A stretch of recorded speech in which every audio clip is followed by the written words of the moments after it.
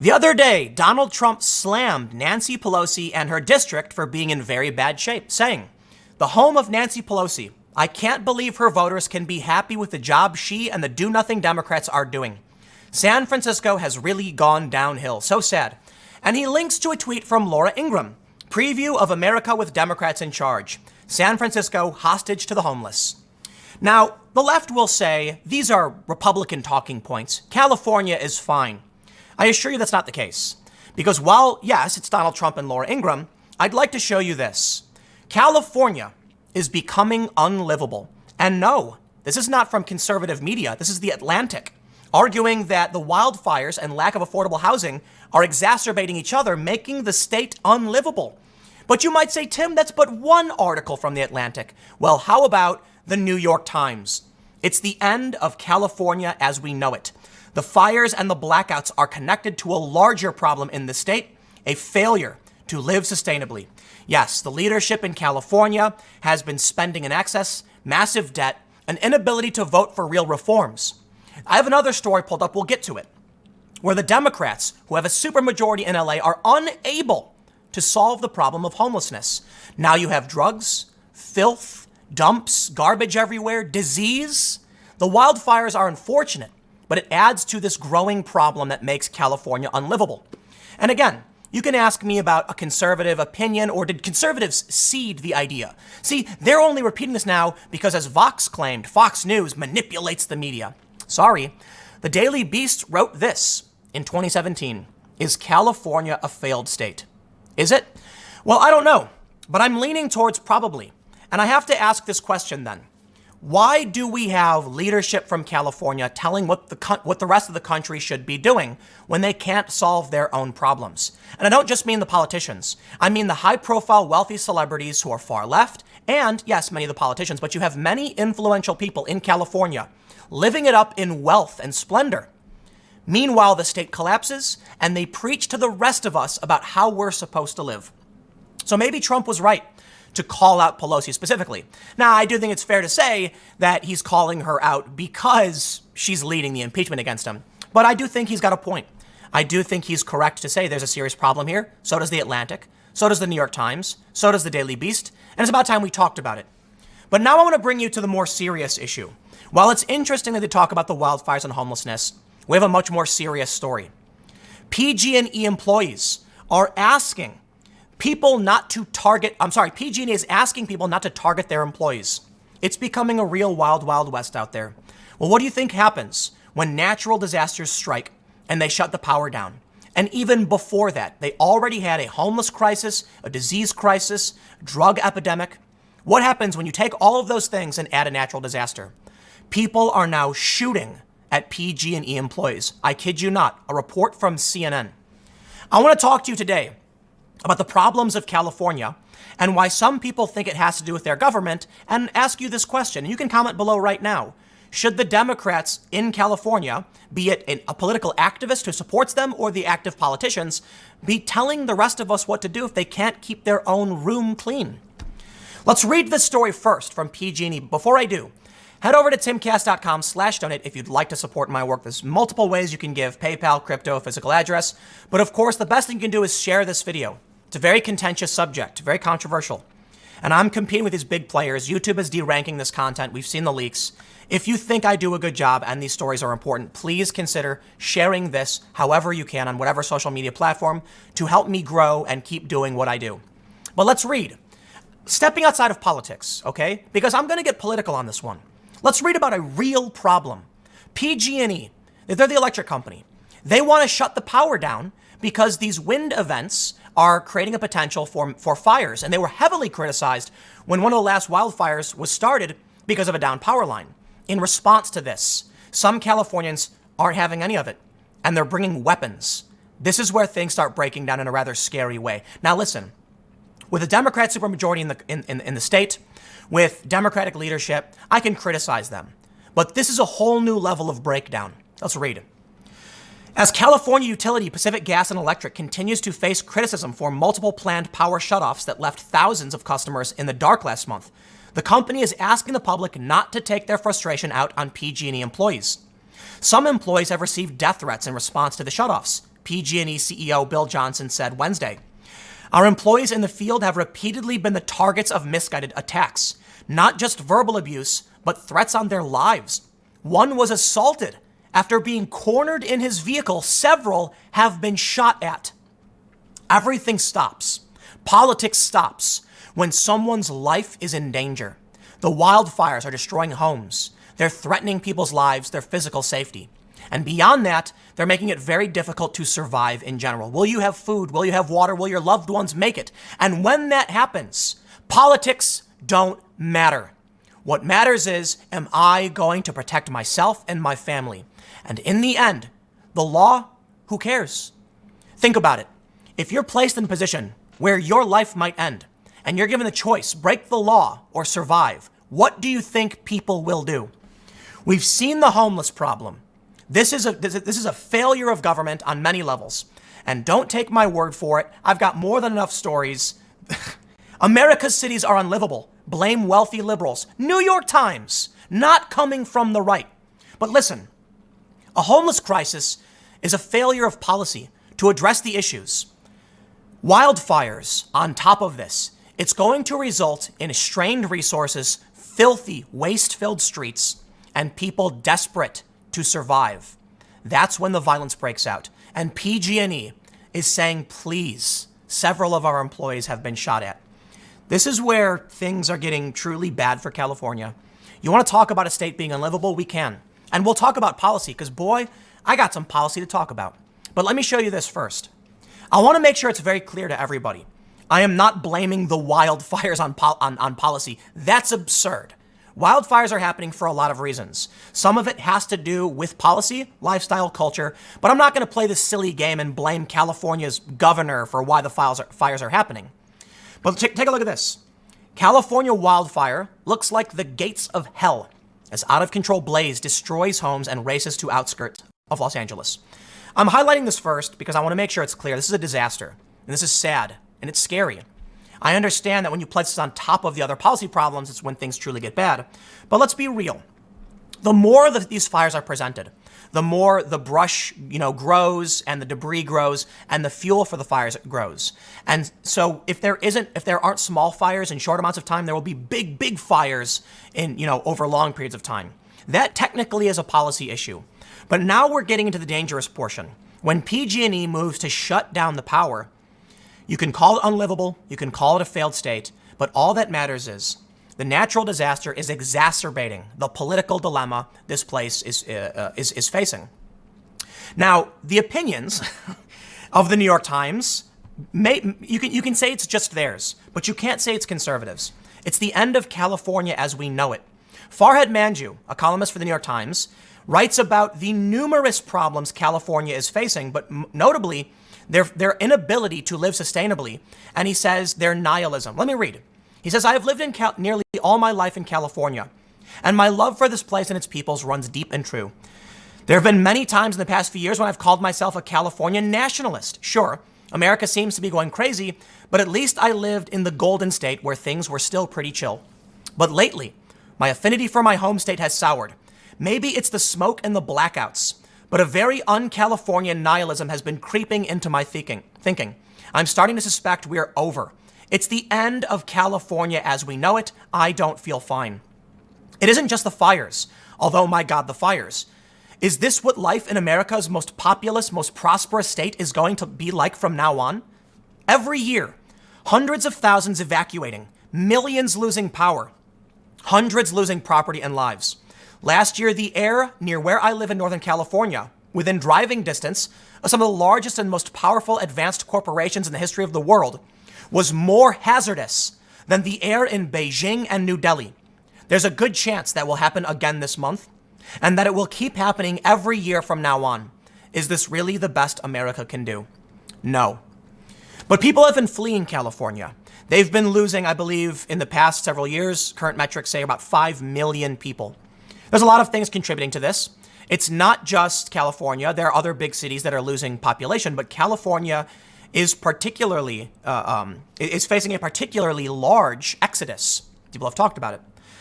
Now, recently, there was a question asked about what's causing all of the problems in California, or at least 4 big contributing factors. This is a story from last year. The top 4 reasons California is unsustainable. I want to be very careful, and this is why I mentioned the disaster first. I can't blame fires on bad policy for the most part. Like a little bit you can, okay? Like PG&E, the power went down, the line caused a fire, these things happen. Yes, policy can be to blame to a certain degree. But I want to make sure we're all clear. Natural disasters are unfortunate, and California just happens to have these. It is a factor. But you have to now look past the disasters and talk about the decay, the urban decay, the rampant homelessness, and all of the other problems. And the number one reason this Forbes article gives, the California governments. You would think all of the above would have government officials deeply worried. So much so that they would cut back everywhere they could. If you thought that, you would be wrong. Very wrong. California spends nearly $200 billion a year on budget, and even more off budget in the form of programs paid with bonds, debt financing. As for the pension debt, of that nearly $200 billion, in the most recent budget, less than $2 billion was allocated to paying down that pension debt. More than that was spent this year on a high-speed rail project currently estimated to cost $70 billion and which no one seems to want. Beyond that, as I wrote earlier, California is moving ever farther left and wants the nation to pay for it. The next generation of leaders, Gavin Newsom, Kevin De Leon, Xavier Becerra, and Kamala Harris, are significantly to the left of the old Jerry Brown and Dianne Feinstein. That new generation of leaders are supported by an influx of friendly voters who are replacing those that are leaving. All of those leaders support the dozens of lawsuits brought by the Democrat Attorney General Xavier Becerra against the Trump administration. Many describe those lawsuits as part of California Democrats' resistance movement, a resistance designed to result in political gains more than policy benefits. And now we're back to impeachment. Should the Californian people, their leadership, the high-profile influencers, lead the charge for the rest of the country when their state is failing and many people are concerned they're just trying to cling to power instead of dealing with the actual problems? Now, he goes on to talk about a lot of these issues. And there's a lot to talk about. But I can bring up some. The gas prices. Gavin Newsom saying, why are the gas prices so high? Why is now California being called by conservative outlets America's first third world state? I can't tell you. But I do want to show you one thing. Going to that article, something I find kind of interesting. Check this out. California losing residents via domestic migration. What he said just now is that California is bringing in friendly voters who are replacing those who are leaving. Let me ask you, who do you think is leaving? In 1992, it was the first time California switched to Democrat in a long time. For a long time, California was Republican. After this flip, I believe it was for Bill Clinton, it remained steadily Democrat for since then. And I think that the reason is when California starts adopting policies that damage the state, notably all of the problems I've already mentioned, homelessness, disease, drugs, etc. Well, the people who work start leaving. Taxes are really high in California. It's arguably harder to open a business. It's not the worst state in the country. But with all the taxes and all the problems, and the recent anecdotes we've seen of people closing their businesses down and complaining about Gavin Newsom, you're going to see those earners, those who create, those who build, are going to leave. And you'll see some regular people who just don't want to live in the squalor anymore. They'll leave. So who's coming? Who's moving into the disaster area? I can't tell you. Maybe it's the people who are promised free healthcare. Maybe it's the people who are already homeless or know that California keeps handing out benefits at the expense of those who are doing the work. Now, I'll admit, I lean left on a lot of these policy issues. I do think it is a good thing to have welfare programs, but at a certain point, you need to clean up and then, clean house and then reinstate these programs. As I've described it in the past. Let's say you get a cut on your arm. You put a Band-Aid over it. Makes sense. We all agree Band-Aids are a good thing. So now you've bandaged the wound, and a week goes by, and it's filthy. What they're doing in California is placing a new bandage over the old festering one. And they're stacking bandages on top of the wound so it can't heal properly. It's becoming infected and gross. You need to remove the bandage, review, look at the wound, check it out, clean it out, and then reapply. I think these programs are important. I think they help people in need, But you can't just keep making new programs to solve the problems of the old programs. Welfare programs like for the homeless are supposed to solve these issues. But instead what they do is, like New York, for instance, they just bust the homeless out of the state, send them to other places, and they come right back. They don't solve the problem. They sweep it under the rug and make it worse. What we can see here is more people are leaving than are coming in, but people are coming in. Check this out. In-migration did go up, but out-migration still outpaces this. I have to wonder who is coming to California. And I don't know for sure, but to me, it does sound a lot like California just passed a bill recently offering healthcare, government-paid healthcare, to non-citizens under the age of 26. So who do you think is going to start coming into the state? People who run businesses? I don't think so. I think it's going to be people who are looking to benefit from these programs. But it's kind of obvious then what you'll get. An influx of people who need and an outpouring of people who make, in which case there will be nothing to give anybody, which is why, for the most part, socialism fails. I, for one, am mostly for a mixed economy, but hey, it is what it is. There's a more succinct view of this. Town Hall, which is conservative, writes, "Is California becoming pre-modern?" And they say, millions of fed-up middle-class taxpayers have fled the state. That appears to be true. I don't have that data pulled up, but hey, that's their opinion. I think it's correct. Their presence as a stabilizing influence is sorely missed. About 1/3 of the nation's welfare recipients live in California. 1/3 of the nation's welfare recipients live in California, which is why I highlight this. I think my assessment may be correct. Millions of poor newcomers require enormously expensive state health, housing, education, legal, and law enforcement services. California is now a one-party state. Democrats have supermajorities in both houses of the legislature. Only 7 of the state's 53 congressional seats are held by Republicans. The result is that there is no credible check on a mostly coastal majority. Huge global wealth in high-tech, finance, trade, and academia poured into the coastal corridor, creating a new mobility with unprecedented riches. Unfortunately, the new aristocracy adopted mindsets antithetical to the generational welfare of Californians living outside their coastal enclaves. The nobodies have struggled to buy high-priced gas, pay exorbitant power bills, and deal with shoddy infrastructure, all of which resulted from the policies of the distant somebodies. One of the factors that is driving the exodus is wealth inequality. Yep. Surprise, surprise, conservatives, wealth inequality creates great problems. But don't worry, I can pass the blame over to Nancy Pelosi. Take a look at Nancy Pelosi's net worth. Now, a lot of people have shared memes saying her net worth is like 100-something million. I think when you look at her husband combined with her, you'll see there's a much higher net worth. But Nancy Pelosi has a minimum net worth, according to the LA Times, of $16 million. Take a look at San Francisco.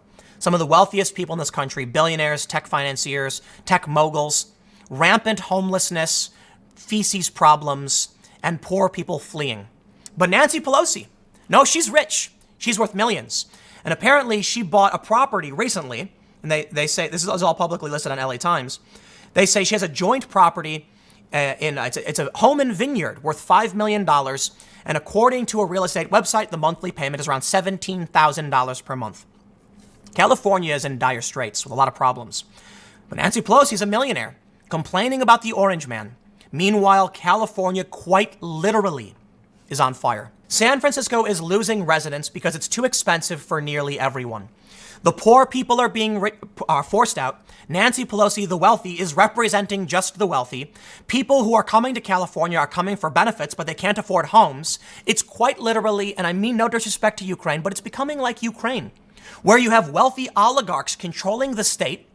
Some people want to get rid of them, and then those oligarchs are trying to influence our national politics when their state is failing. The governor of California is facing 2 separate recall efforts. They say it's an uphill battle, but clearly, although it's Republicans, there are still some people within the state trying to push back.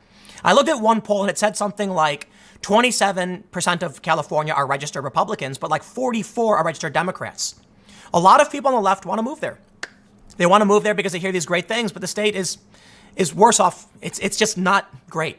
When you have one party control, this is what you get. There's no competition.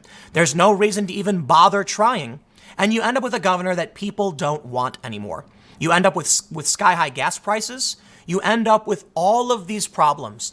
take those problems and add some even more bad news, natural disasters, and you get, I'm sorry, a failing state that has become unlivable, according to The Atlantic. Or as the New York Times put it, it's the end of California as we know it. And now we here in the rest of the country, me on the East Coast, have to contend with them, this failing state, sending their politicians, notably Nancy Pelosi. Now, I'll give her credit. She resisted impeachment for a long time. She didn't want it. But now those politicians from this failing state full of all of these problems are pushing for impeachment and complaining and won't stop. You got Adam Schiff and Nancy Pelosi. Congratulations. Great. Should we listen to them? Well, for the time being, we kind of have to. It's how the system works. But I think we can highlight the problems from their districts at least so we can talk about whether or not they truly care about the people. I'm not going to pretend like Nancy Pelosi should be the one solving all of these problems. She represents her district to the federal government. But at the same time, think about her wealth, think about all the problems faced in California and who these people are and how they're living, and then who their representative is. And I'm going to have to say, I think the criticism is apt and we should point out the problems in California. I don't know if California will turn around. Maybe it'll get so bad people just leave and it'll lose all of its power. Congressional districts will start shrinking. We'll see. I guess we'll see.